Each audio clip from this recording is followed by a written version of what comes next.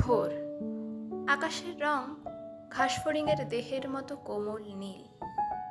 চারিদিকে পেয়ারা ও নোনার গাছ টিয়ার পালকের মতো সবুজ। একটি তারা এখনো আকাশে রয়েছে, পাড়াগার বাসর ঘরে সবচেয়ে গোধূলি মোদের মেয়েটির মতো। কিংবা মিশরের মানুষই তার বুকের থেকে যে মুক্তা আমার নীল মদের গেলাসে রেখেছিল হাজার হাজার বছর আগে এক রাতে, তেমনি তেমনি একটি তারা আকাশে জ্বলছে এখনো। হিমের রাতে শরীর রাখবার জন্য দেশওয়ালিরা সারা রাত মাঠে আগুন জ্বেলেছে, মোরগ ফুলের মতো লাল আগুন।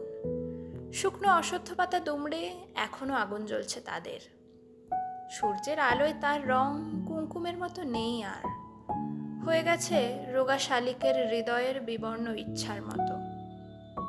সকালের আলোয় টলমল শিশিরে চারিদিকের বন ও আকাশ ময়ূরের সবুজ নীল দানার মতো ঝিলমিল করছে। ভোর, সারা রাত চিতাবাঘিনীর হাত থেকে নিজেকে বাঁচিয়ে বাঁচিয়ে নক্ষত্রহীন মেহগনির মতো অন্ধকারে সুন্দরীর বন থেকে অর্জুনের বনে ঘুরে ঘুরে সুন্দর বাদামি হরিণ এই ভোরের জন্য অপেক্ষা করছিল। এসেছে সে ভোরের আলোয় নেমে, কচি বাতাবি লেবুর মতো সবুজ সুগন্ধি ঘাস ছিঁড়ে ছিঁড়ে খাচ্ছে। নদীর তীক্ষ্ণ শীতল ঢেউ এসে নামল, ঘুমহীন ক্লান্ত বিহ্বল শরীরটাকে স্রোতের মতো একটা আবেগ দেওয়ার জন্য। অন্ধকারের হিমকুঞ্চিত জরায়ু ছিঁড়ে ভোরের রৌদ্রের মতো একটা বিস্তীর্ণ উল্লাস পাবার জন্য। এই নীল আকাশের নিচে সূর্যের সোনার বর্ষার মতো জেগে ওঠে সাহসে, সাধে, সৌন্দর্যে হরিণীর পর হরিণীকে চমক লাগিয়ে দেবার জন্য।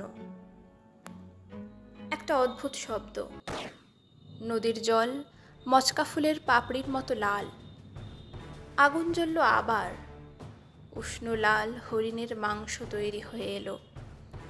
নক্ষত্রের নিচে ঘাসের বিছানায় বসে অনেক পুরনো শিশির ভেজা গল্প, সিগারেটের ধোঁয়া, টেরিকাটা কয়েকটা মানুষের মাথা, এলোমেলো কয়েকটা বন্দুক, হিম, নিষ্পন্দ, নিরপরাধ ঘুম।